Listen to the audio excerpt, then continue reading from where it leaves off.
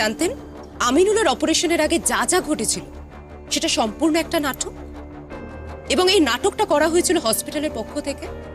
কারণ একটাই, যাতে ডক্টর অনুভব মৈত্র আবার অপারেশন থিয়েটারে ফিরে যান, ডক্টর অনুভব মৈত্র অপারেশন করেন।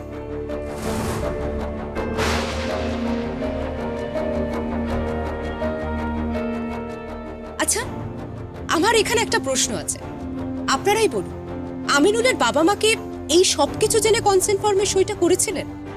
তারা কি স্বেচ্ছায় তাদের নিজেদের সন্তানকে এক অপ্রস্তুত সার্জনের হাতে তুলে দিয়েছেন?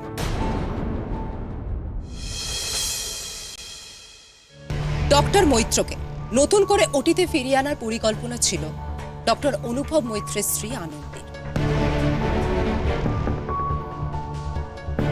একজন স্ত্রী হিসেবে ডক্টর মৈত্রকে সুস্থ করাই আনন্দীর একমাত্র চেষ্টা ছিল, এবং আনন্দী সেটাই করেছে, একদম ঠিক কাজ করেছে। কিন্তু সেটা করতে গিয়ে সে কি করেছে? একজন ছোট্ট শিশুর জীবন বিপন্ন করেছে। ডক্টর অনুভব মৈত্রের দীর্ঘ ডিপ্রেশন চলছিল তার পঙ্গুত্বের কারণে।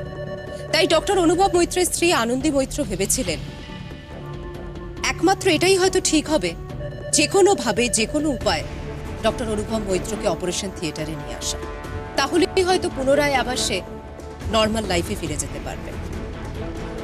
কিন্তু আমার এখানে একটা প্রশ্ন আছে, ডক্টর অনুভব মৈত্র যখন ওটিতে ঢুকলেন এবং হাতে ছুরিটা নিলেন, তখন কি তিনি এটা বুঝতে পেরেছিলেন যে সম্পূর্ণ একটা নাটকের কারণে এরকম একটা সিরিয়াস পেশেন্টের কাছে ওনাকে আসতে হলো? মানে আমার একটাই প্রশ্ন যে ডক্টর অনুভব মৈত্রের কি এই অপারেশনটা করা, হাতে ছুরিটা ধরা সত্যি কি উচিত ছিল? ডক্টর মৈত্র সেদিন প্রাণ বাঁচিয়েছিলেন ওই শিশুটির, এরপর তো ওনার দক্ষতা নিয়ে কোনো কথাই হতে পারে না। নিশ্চয়ই, আপনি একদম সঠিক কথাই বলেছেন। ডক্টর মৈত্র সেদিন সাকসেসফুল হয়েছে, আর ডক্টর মৈত্র সেদিন সাকসেসফুল হয়েছিলেন বলেই আজকের এই এত বড় অনুষ্ঠান, আজকে ওনাকে সম্মানিত করা হয়েছে। কিন্তু আমার প্রশ্নটা তো উনি সাকসেসফুল হয়েছিলেন তাই জন্য নয়। আমার কথা হচ্ছে, উনি যদি সেদিন সাকসেসফুল না হতেন, উনি যদি সেদিন সফল না হতেন, তাহলে কি হতো? তার জন্য সেখানে সার্জেন্স টিম রেডি ছিল, তারা টেক ওভার করতো। ডক্টর বাগচি, আমি একটা কথা বলি, আপনি খুব চাইল্ডিশ কথাবার্তা বলছেন, আপনার অভিজ্ঞতা কম, তাই আপনি এই ধরনের কথা বলছেন। আমরা যারা সার্জারি করি, আমাদের কাছে কিন্তু সেকেন্ডটা ম্যাটার করে না, কারণ আমরা ন্যানো সেকেন্ডে কাজ করি, আমরা ইঞ্চিতে কাজ করি না, আমরা মিলিমিটারে কাজ করি। এই হ্যান্ডওভারের সময়তে যখন বাচ্চাটির ওপেন হার্ট সার্জারি হচ্ছিল, সেই মুহূর্তে যদি কিছু ঘটে যেত, তখন কি হতো? মানে কি হতে পারতো বলে আপনার মনে হয়? সেরকম কিছুই হতো না। আমাদের পুরোপুরি কনফিডেন্স ছিল ডক্টর মৈত্রের ওপর। ডক্টর মৈত্রের কি সেই কনফিডেন্স ছিল? আমার উদ্দেশ্য কিন্তু ডক্টর মৈত্রকে চ্যালেঞ্জ জানানো নয়। আমার প্রশ্ন মেডিকেল এথিক্স নিয়ে। যদি এতটুকু এদিক ওদিক হতো, যদি কোনো রকম কোনো কিছু ঘটে যেত, তাহলে তো বাচ্চাটার প্রাণ চলে যেতে পারত। সেদিন একজন অপ্রস্তুত সার্জনের হাতে ছিল অপারেশনের ছুরি, আর তিনি ছিলেন একজন ডিপ্রেশনের পেশেন্ট, আর তার সামনে ছিল একজন হার্ট ওপেন করা ছোট্ট আমিনুল। অনুভবের সাফল্যকে আমি বারবার কুর্নিশ জানাই, কিন্তু ডক্টরস এথিক্সের জায়গা থেকে এই বিষয়টা বারবার আমাকে বিরক্ত করছে। আমার আরো খারাপ লাগছে এটা ভেবে যে এত বড় ঘটনাটা ঘটেছে এই হসপিটালে, যে হসপিটালের একটা অংশ বলে আমি নিজেকে মনে করি।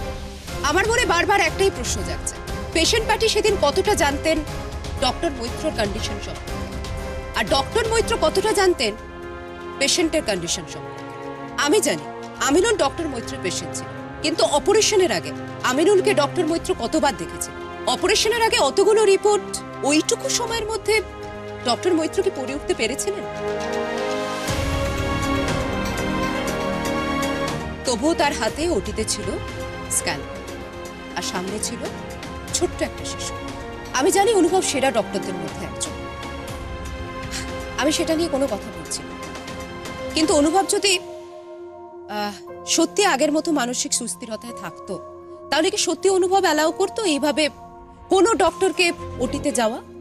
মানে আই এম শিওর আজকে এই প্ল্যাটফর্মে দাঁড়িয়ে আমি যে কথাগুলো আপনাদের সঙ্গে শেয়ার করছি, আশা করি অনুভব বুঝবে, কারণ আমাদের এই হসপিটালে সার্জন ডিপার্টমেন্টের হেড হিসেবে আমার মনে হয় না অনুভব কাউকে কখনো ওটিতে অ্যালাউ করতো এই কন্ডিশনে। বাট আই নো সেদিন এমন একটা সিচুয়েশন ক্রিয়েট করা হয়েছিল যাতে অনুভব মৈত্রকে বাধ্য করা হয়েছিল যে অনুভব মৈত্র যদি আমিনুলের অপারেশন না করে তাহলে আমিনুলের জীবন বিপন্ন হতে পারে। তাই হয়তো ডক্টর অনুভব মৈত্র বাধ্য হয়েছিলেন। কিন্তু আমার প্রশ্ন একটাই, অ্যাজ আ ডক্টর কি অনুভব মৈত্র এটা ঠিক কাজ করেছেন?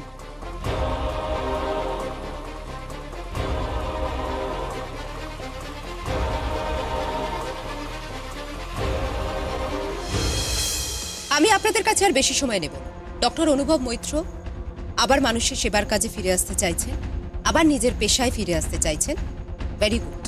তবে অ্যাজ আ ডক্টর আমি ডক্টর অনুভব মৈত্রকে একটা রিকোয়েস্ট করব, কমপ্লিটলি সুস্থ না হয়, আই মিন মানসিক এবং শারীরিকভাবে সুস্থ না হয়, প্লিজ অনুভব তুমি আর ওটিতে ঢুকো না।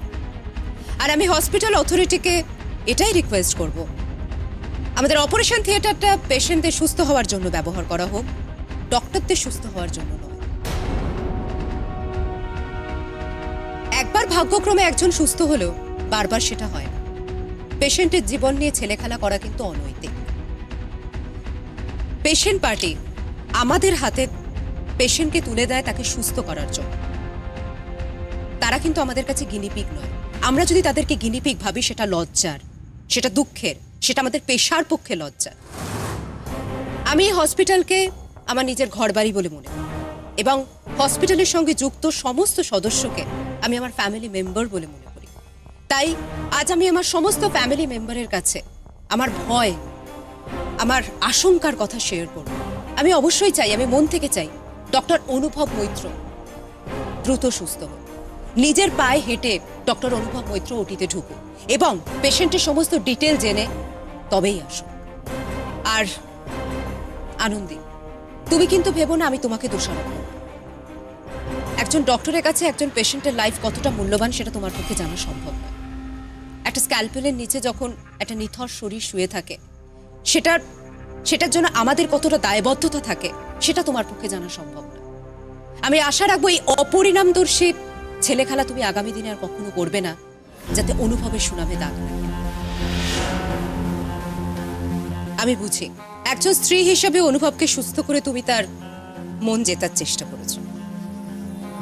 আর একটু তলিয়ে ভাবো। আবার আর নতুন করে কিচ্ছু বলার নেই। Thank you so much to all of you.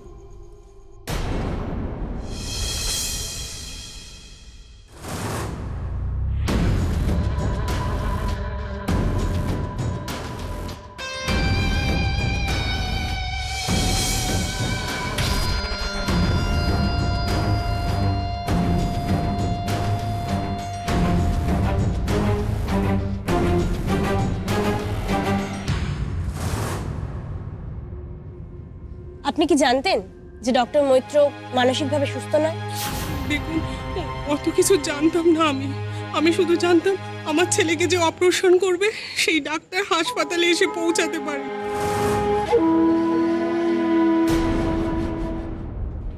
Doctor Maitra, আপনি এরকম কেন করলেন? জবাব দিন ডক্টর মৈত্র। ডক্টর লাহিড়ী যে অভিযোগটা করে গেলেন সেটা কি সত্যি? আপনারা কি সেটা মেনে নিচ্ছেন? ডক্টর মৈত্র দেখছি তো হাসপাতালে ফেরা পুরো বিষবাও জলে করে দিল। একটা উপকার হলো, এখন বেশ কিছুদিন কেউ কাজ করে আর জ্বালাতন করবে না। ওই মেয়ে কাল সর্প, নিঃশ্বাসে বিষ।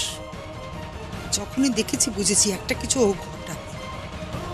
হিংসায় আমার মেয়ের জীবনটা একদম জ্বালিয়ে পুড়িয়ে শেষ করে দিল। দিয়া আমার অনুভবে এত বড় সর্বনাশ করলো। মেয়েটাকে চিনতে আমি এতটাই ভুল করেছিলাম। ডাক্তারবাবু, আপনি আমার ছেলের প্রাণ বাঁচিয়েছেন, আর তার সাথে আপনি এমন করলেন, একবারও আমাদের জানালেন না। ডক্টর মৈত্র, অপারেশনের সময় পেশেন্ট সম্পর্কে আপনি কিছু জানতেন না? আপনি কি জানতেন না আপনাকে অপারেট করতে হবে সেদিন? আপনাদের এসব প্রশ্ন যিনি অমূলক সন্দেহের কথা বলেছেন তাকে গিয়ে আপনারা জিজ্ঞাসা করুন। প্লিজ ডক্টর মৈত্রকে ডিস্টার্ব করবেন না। আপনারা প্লিজ শান্ত হন। ডক্টর মৈত্র, এসব আপনাকে ফেস করতে হবে না। আমি পেছনের গেট খুলিয়ে দিচ্ছি, আনন্দি আপনাকে নিয়ে এখান থেকে চলে যান। পালাতে বলছে। Doctor Maitra, please try to understand. এরা হাজারটা আপনাকে ফালতু প্রশ্ন করবে। প্লিজ প্লিজ সকলকে অনুরোধ করছি একটু শান্ত হন। হ্যাঁ, এটা সত্যি, সেদিন হাসপাতালে আসার আগে আমি জানতাম না যে আমাকে অপারেশন করতে হবে। হ্যাঁ, আমি ডিপ্রেশনে ভুগছিলাম, নিজের পায়ে হাঁটতে চলতে না পারার জন্য। আমার স্ত্রী আনন্দী জেনে এই প্ল্যানটা করেছিল ওটিতে ঢুকিয়ে আমাকে সুস্থ করার জন্য। এইসব ঘটে যাওয়ার পরে আমি জানতে পারি, তার আগে কিচ্ছু জানতাম না। কিন্তু তখন পরিস্থিতি এমন ছিল যে আমিনুলকে অপারেশন করে বাঁচানো ছাড়া আমার হাতে কোনো উপায় ছিল না। যদি আমি তার আগে জানতে পারতাম এই প্ল্যানের কথা, একবারের জন্য হলেও, আমি কখনোই এই প্ল্যানে শরিক হতাম না। আপনাদের সকলের সামনে আমি নিঃশর্তভাবে ক্ষমা চাইছি। আমি যা করেছি, জেনে হোক না জেনে হোক, অন্যায় করেছি, তার জন্য আমি ক্ষমা চাইছি নিঃশর্তভাবে। আর আজ আপনাদের সকলের সামনে এটাও বলে যাই যে ডক্টর অনুভব মৈত্র এই হাসপাতালে সেদিনই ঢুকবে যেদিনকে মনে করবে সে নিজে ফিট এই হাসপাতালে ঢোকার জন্য।